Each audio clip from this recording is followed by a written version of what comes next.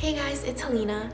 So today I wanted to talk about coronavirus, climate change, and fears. Since the start of the pandemic, some of the news in regards to climate change have been actually positive news. A lot of factories in China have been shut down. There's been satellite images that show a decrease in pollution. The waters in Venice are a lot clearer because there are less tourists. People haven't been traveling. So I think since reading those articles, I've been kind of thinking about the similarities and differences between COVID-19 and the climate change crisis.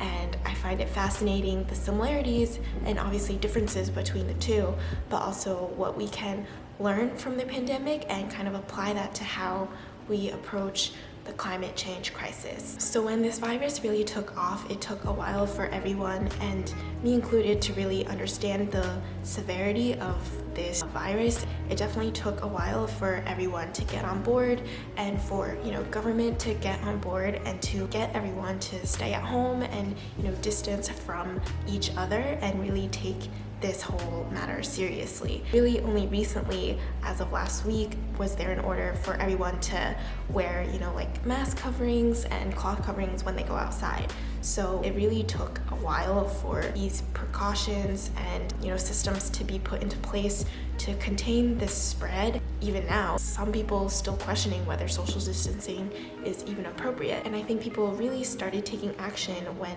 they saw that immediate increase in case numbers rising in such short periods of time, and the amount of deaths doubling in such a short period of time, and kind of really seeing how it was impacting everyone around the world. Similar to the pandemic when it started was how, even though there was evidence in other countries that this pandemic was really taking off, it took time for people to react.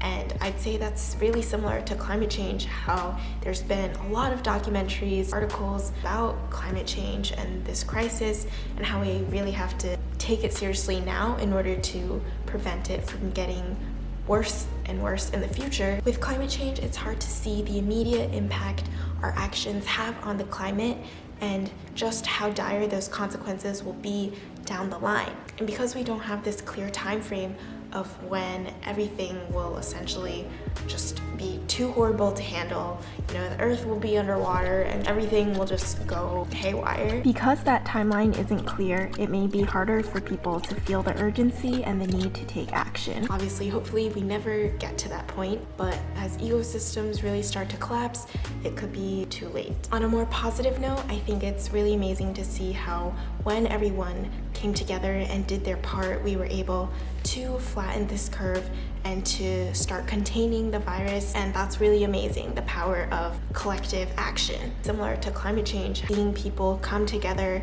and take actions now together in order to stop the progression and worsening of the climate change crisis down the road. So when it comes to the fears I have in relation to climate change, and I'm sure that a lot of people have as well, is this kind of looming doom and gloom situation. Taking action is really the only way to take matters into your own hands. So definitely we do need government and policies put in place that can really address this issue. But on a more personal level, I think it's important to remember how powerful one person can be and to be more mindful of our environment and also demanding change. All those collective steps, when we put them together, that's what creates the biggest impact. Thank you so much for watching. I hope this little rant helps you kind of think about the relationship between climate change and this pandemic. I hope everyone is doing well and staying safe and healthy during this time. Please like and subscribe down below, and see you next time. Bye.